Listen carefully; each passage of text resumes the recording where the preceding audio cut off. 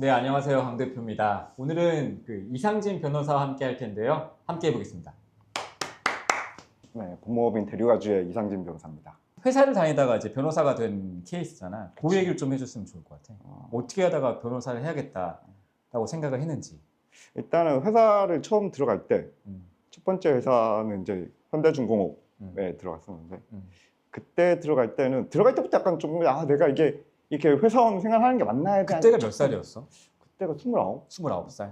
그래서 그때 이제 회사를 들어가면서 이렇게 회사를 들어가는 게 맞나에 대한 되게 고민이 많았고, 그래서 가면 이제 다 같이 그룹 연수 이런 거 하잖아. 그룹 연수에 몇백 명씩 이렇게 모여가지고 그룹 연수 하는데 다른 애들은 되게 뭔가 첫 직장을 갖고 막 되게 즐겁게 막 레크레이션 하고 막 되게 즐겁게 노는데 나는 되게 뭔가 그냥 이렇게 이 회사원 생활 자체가 굉장히 좀 뭔가 좀 재미가 없는 것 같고 불만족스러웠나? 그러니까 현대중공업 자체가 별로 마음에 안 들었, 성에 안 찼던 거야? 아니면 내가 원하는 적성의 길이 아니었던 거야? 그냥 회사원이라는 것 자체가 좀 그랬던 것 같아요. 어차피 회사 자체는 그때 당시에는 좀 취업이 굉장히 호황기였고 우리는 뭐 이렇게 공대생이다 보니까 취업은 사실 뭐 어느 회사를 쓰든 거의 가던 시절이었고, 그래서 나도 이렇게 뭐 골라가고 소위 말하는 거의 뭐 원서를 한 10장도 안 쓰고 그 중에서 그냥 이렇게 거의 앞단에서 이렇게 붙은 회사를 그냥 간 거기 때문에 회사 자체에 대한 불만보다는 그냥 뭔가 절실하지 않았네. 그냥 회사원의 삶이. 그치. 뭔가 이렇게 회사가 되게 어렵게 되고 막 이런 것도 아니고 그냥 뭐 회사는 그냥 되는 거고 대신 다른 거를 뭔가 해봐야 되는데 이런 거 안 되니까 뭐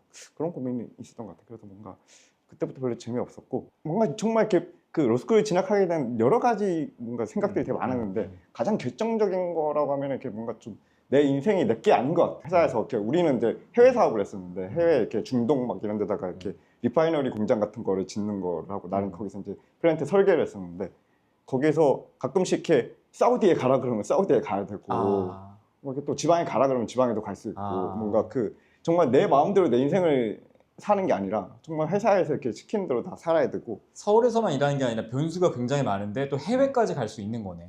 그치.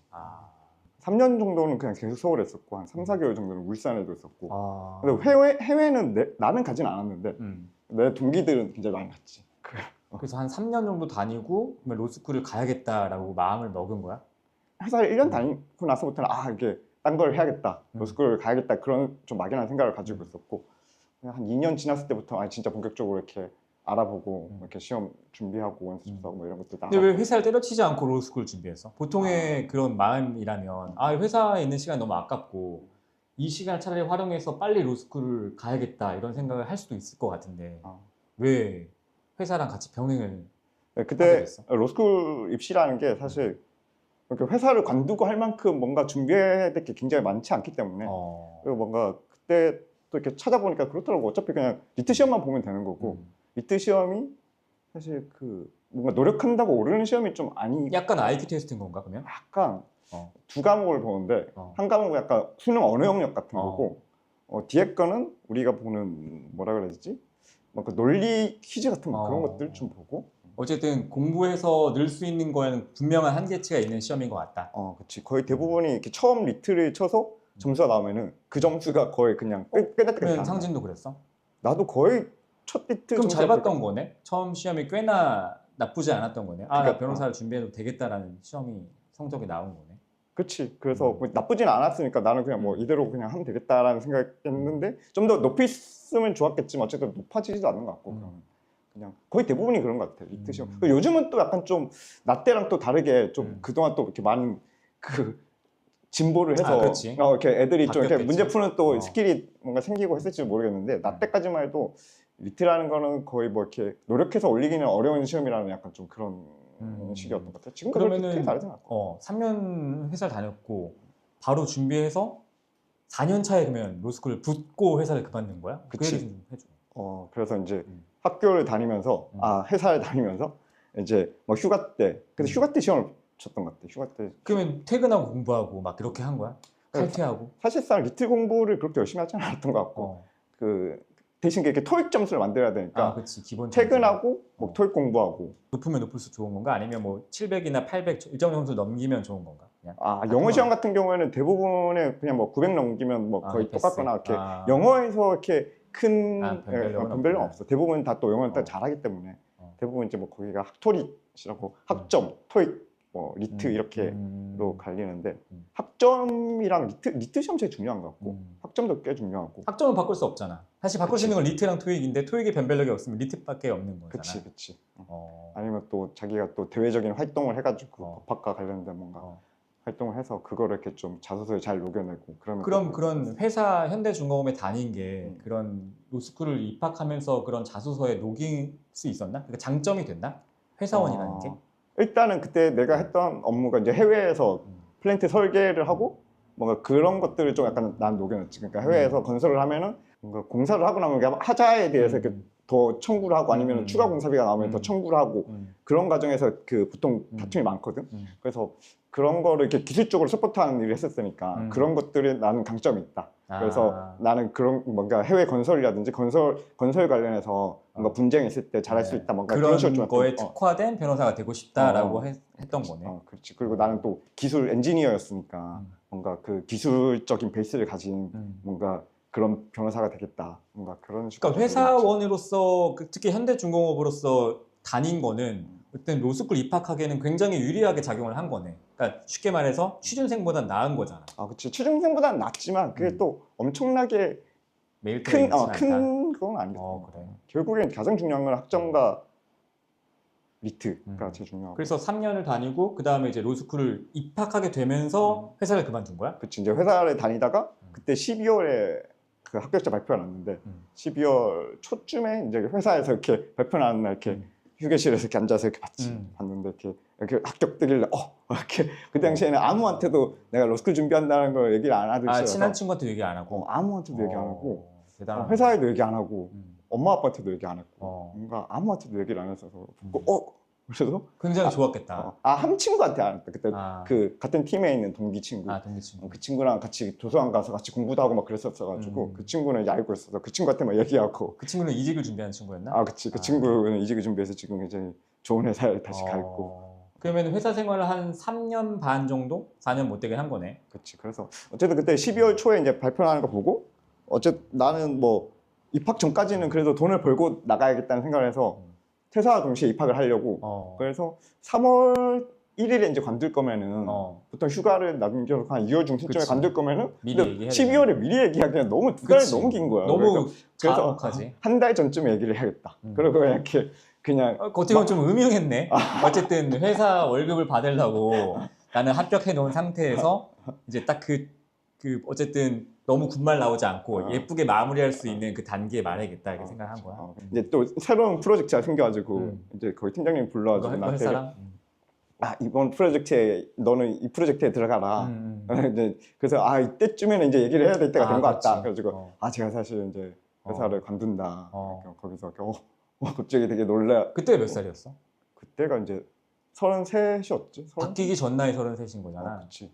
남자 나이 33에 사실 그만두고 로스쿨 가는 게 쉽지 않은데 30대 그 상진 너처럼 30대 뭐 남자 여자 상관없이 이게 지금 현재 상황에서 로스쿨을 준비하는 게 경쟁력이 있을까라는 생각을 좀 궁금할 것 같아. 이걸 보는 사람들이나 나도 궁금하고 뭐 막연하게는 아니지만 어쨌든 변호사가 되고 싶었던 생각에 이래저래 회사나 다니다가 상진처럼 나도 이제 진짜 준비를 해봐야겠다. 그러니까 33이었잖아.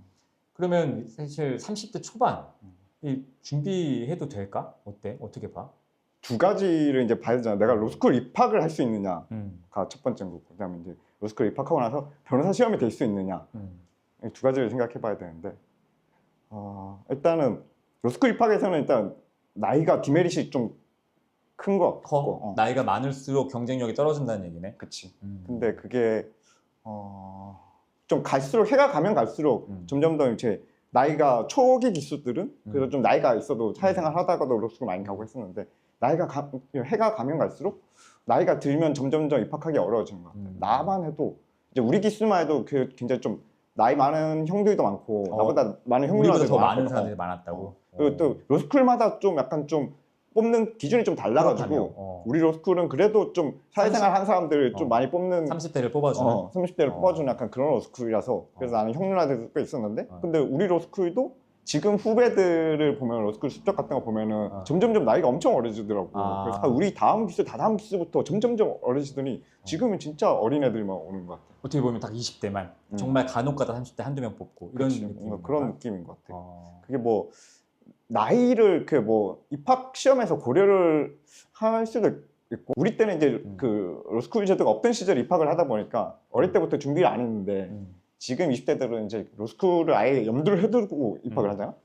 그래서 그런 애들은 진짜 어릴 때부터 막 차곡차곡 준비를 해놓으니까 그런 애들 이기기도 어려운 것 같고 내가 이렇게 나이가 들어서 못한다 이런 거는 어차피 뭐 그건 내가 고려할 대상이 아닌 것 같고 어차피 그냥 내가 리트 시험을 그냥 모의고사를 그냥 집에서 하나 구해가지고 풀어보면은 내가 여기 맞는 사람인지 아닌지 알 수 있거든. 바로 그냥 뭐 몇 시간 투자해가지고 풀고 점수를 매겨보면은 내가 점수가 높다 그러면 그냥 고 하는 거고 아니면 그냥 뭐 안 맞는구나 이렇게 하면 되는 근데 그게 궁금해. 그러니까 만약에 새해가 되고 또 연말 되고 막 이러면 어쨌든 새로운 마음가짐을 갖잖아.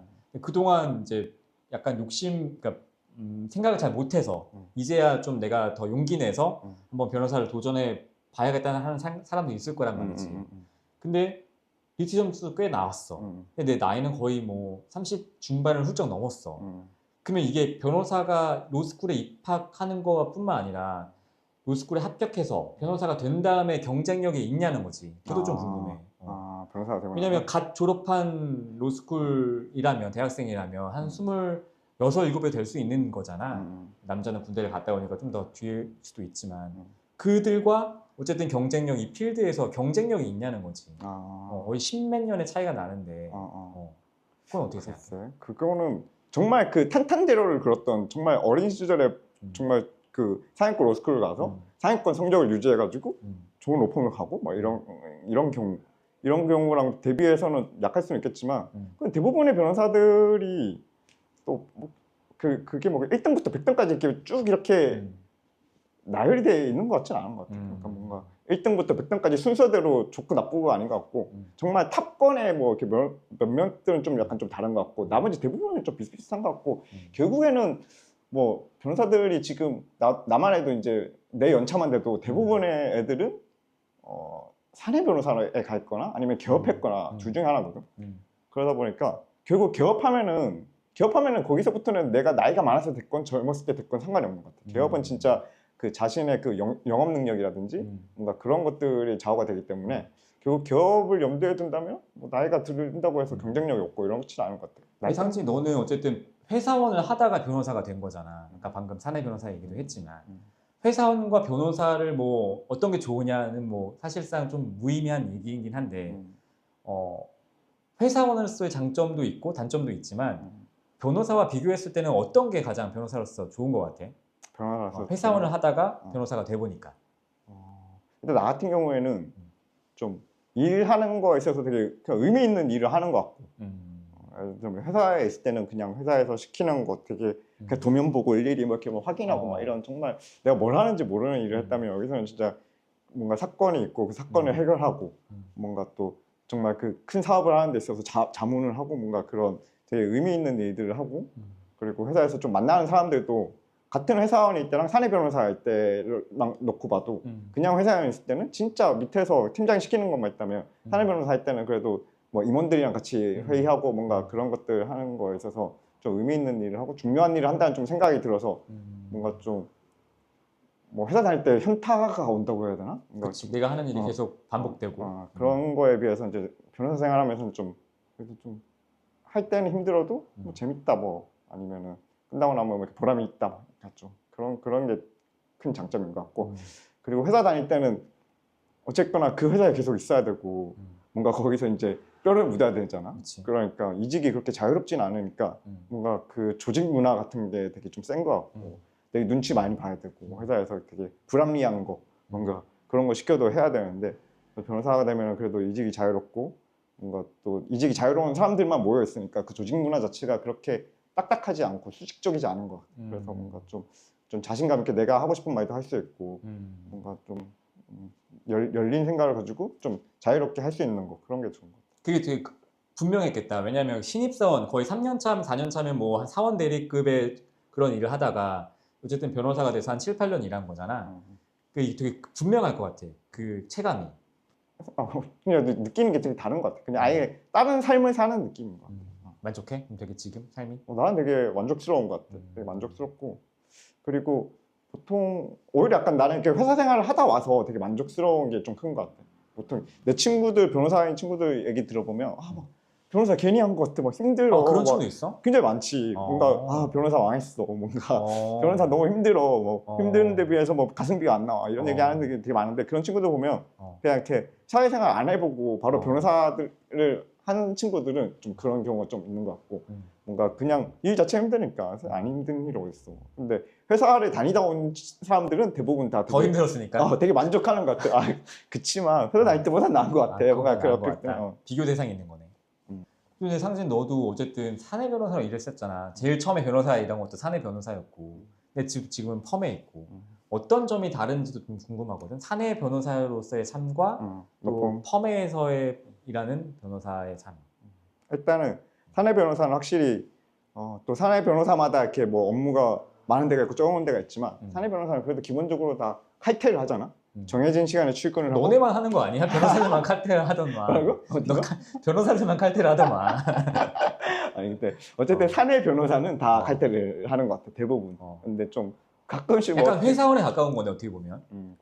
사내 변호사를 하는 사람들이 대부분 어쨌든 워라밸을 찾아서 온 사람들이니까 워라밸을 좀 중요시 하기 때문에 좀 더 그 칼퇴를 하는 문화가 더 있기도 하고 그래서 사내 변호사는 확실히 칼퇴가 있고 뭔가 그런 면에서는 굉장히 좋은 점이 있는 것 같고 로펌 같은 경우에는 칼퇴는 없지만 대부분 출퇴근 체크를 안 하기 때문에 나한테 주어진 일만 잘 하면은 출퇴근을 뭐 이렇게 뭐 내가 좀 늦게 하거나 뭐 그렇게 해서 신경 안 쓰고. 워라밸을 좀 중요하게 생각하는 사람들은 사내 변호사가 더 맞을 것 같고 그렇게 해서 주말에 근무하거나 퇴근 이후의 삶이 더 중요한 사람들은 펌에서 근무하는 건 너무 힘들겠네. 그치. 그때 또 펌마다 또 일의 양이 좀 다르니까. 근데 보통 지금 연차에서 지금 연차에서 7, 8년 연차에서는 보통은 이제 펌이 일이 많으니까 워라밸을 중요시 여기는 사람들은 로펌과 좀 맞지 않는 것 같아. 그 사람들은 사내변과 맞는 것 같아. 그리고 또 사내변은 좀 단점이 답답한 약간 그 변호사들이 굉장히 좀 그 확연하게 장점과 단점으로 갈리는 것 중에 하나가 이제 방이 있느냐 없느냐. 이제 로펌 변호사는 내 방이 있잖아. 내 방이 있으니까 어쨌든 그 공간 속에서 뭔가 하는 내 공간이 있다는 게 굉장히 중요한데 굉장히 그 큰 장점인데 회사에 있으면 이제 내 방이 없고 다 같이 방이 어딨어? 다 임원 아니면 방이 어딨어? 실시간으로 옆에서 방은 집에나 방이 있지. 실시간으로 옆에서 이렇게 전화로 싸우는 거 다 들어야 되고 그치. 그러면서 이렇게 막 일을 해야 되고 이래야 되는데 이런 것들이 좀 어떻게 보면 단점이기도 하고. 그래서 궁극적으로는 자기 방을 갖고 자기 일을 할 수 있는 개업을 희망하는 건가? 어떤 거 같아? 어차피 그 주변의 친구들, 동기들이나 선후배들은 어때? 방 같은 경우에는 어차피 뭐 로펌 변호사든 기업 변호사든 다 자기 방이 있으니까 그거 방은 상관없고 이제 자기 일을 하고 싶어서 이제 개업을 하는 거지.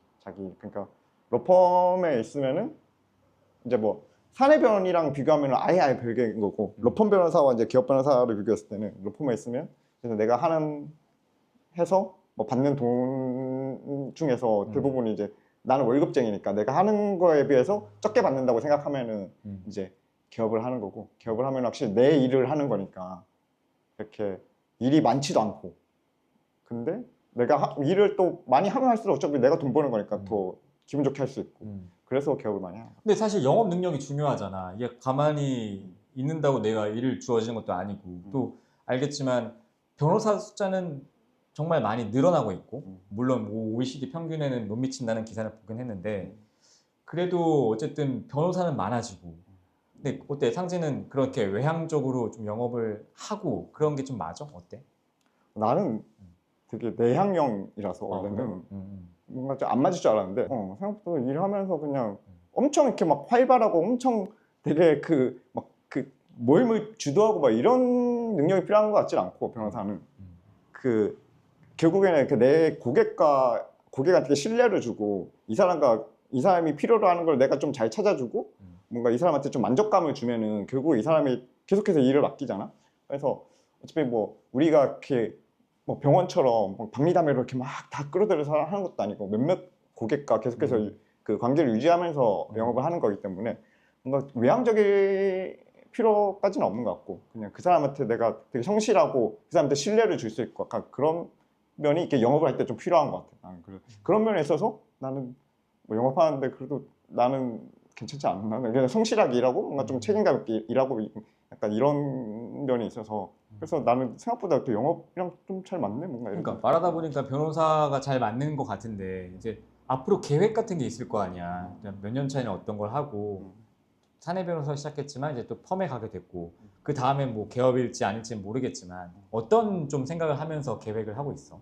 아 근데 원래는 로스쿨 다니면서 계획했던 게 그냥 나는 그때 당시에 그냥 좀 큰 로펌에서 그냥 빅펌? 변호사로 일하고 싶다 그냥 막연하게 그냥 그 생각만 가지고 있었거든.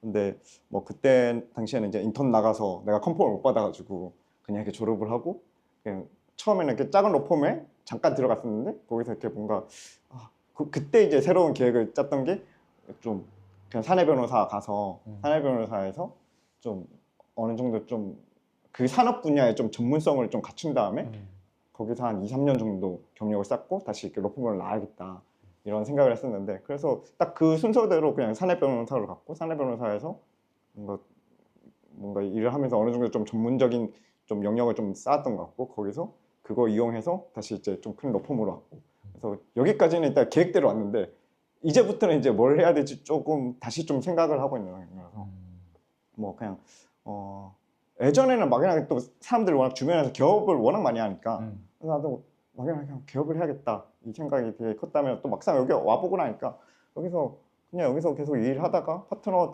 달고 파트너 하면서 파트너로서 이렇게 영업하고 뭔가 그렇게 하는 것도 괜찮은 것 같고 그래서 그냥 뭐 그 여러 가지 생각들을 다 가지고 있는 것 같아요. 어때? 개업한 친구들은 어때? 동기나 뭐 선후배 아까 있다고 했잖아. 잘 되는 친구도 있을 거고 아닌 친구도 있을 텐데 어떤 이야기를 해줘?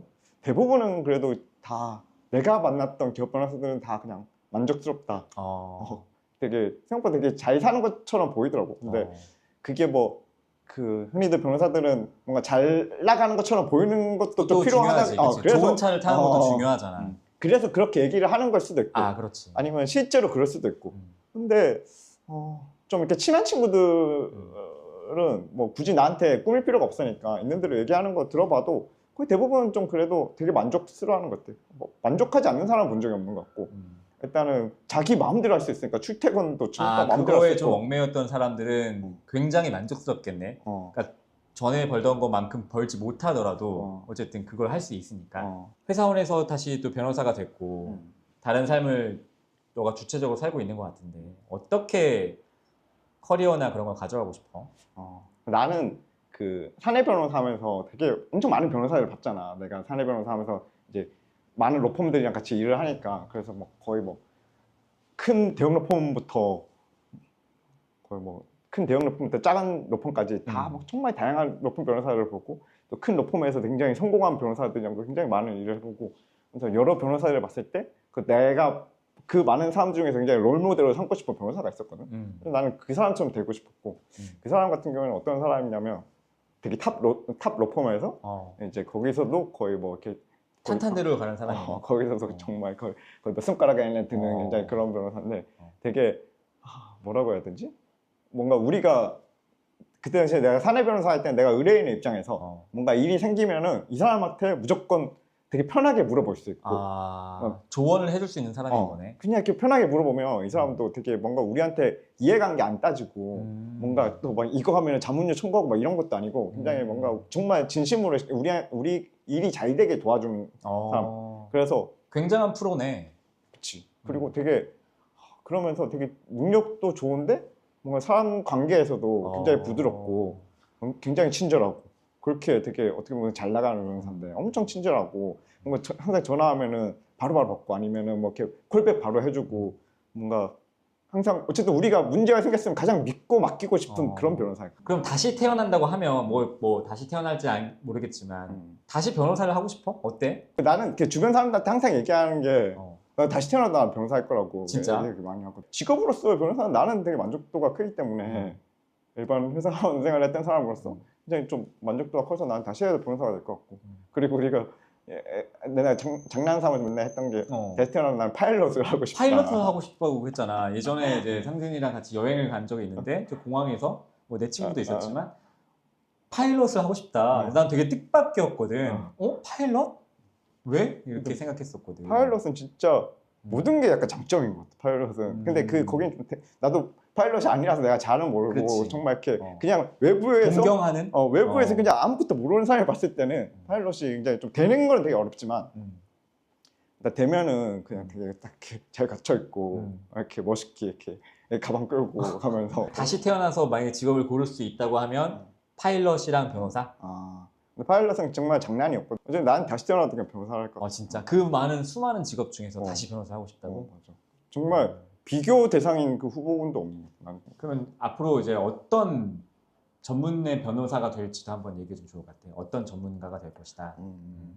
필요할 때 좀 널 찾을 수 있게 좀 얘기해 주세요. 나는 일단은 내가 건설 엔지니어 출신이어서 나는 그래서 뭔가 건설 분야의 전문 변호사가 되고 싶다 이런 생각을 좀 옛날에는 가지고 있었어서 그래서 이제 건설 회사에 들어갔었고 건설 회사에서 이제 건설 부동산 관련된 소송이나 자문 위주로만 이렇게 몇 년 동안 계속 해왔던 거잖아.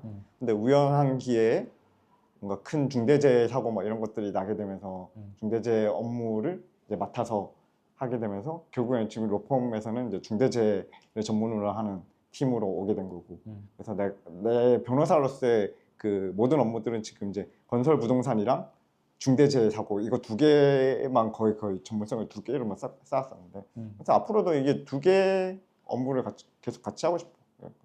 또 어떻게 보면 중대재해 사고 자체도 대부분 건설 회사에서 건설 공사 현장에서 많이 나니까 뭐 두 개가 같이 어울리기도 하고 그리고 뭐 중대재해라는 게 사고가 나고 나서 뭔가 그 형사적인 그런 변호를 해주기도 하지만 여기가 이제 중대재해가 사고가 났을 때 그 대비를 하기 위해서 컨설팅 업무를 되게 많이 하거든.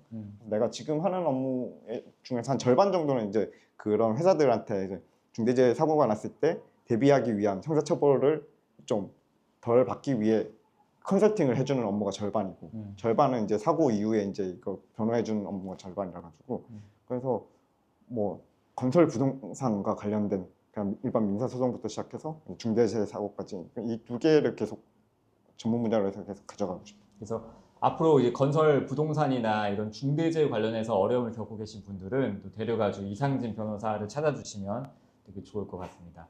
오늘 상진이랑 또 이렇게 오랜만에 이야기를 해봤는데 어떤 생각을 하고 사는지도 굉장히 궁금했고 또 어떤 삶을 살지도 굉장히 궁금했는데 그 궁금증이 좀 어느 정도 해소가 된 것 같아요. 앞으로 이상진 변호사로서의 또 커리어가 더 승승장구하길 바라고 또 아까 말한 연애나 또 결혼에서도 더 좋고 기쁜 충만한 소식이 좀 있었으면 좋겠습니다.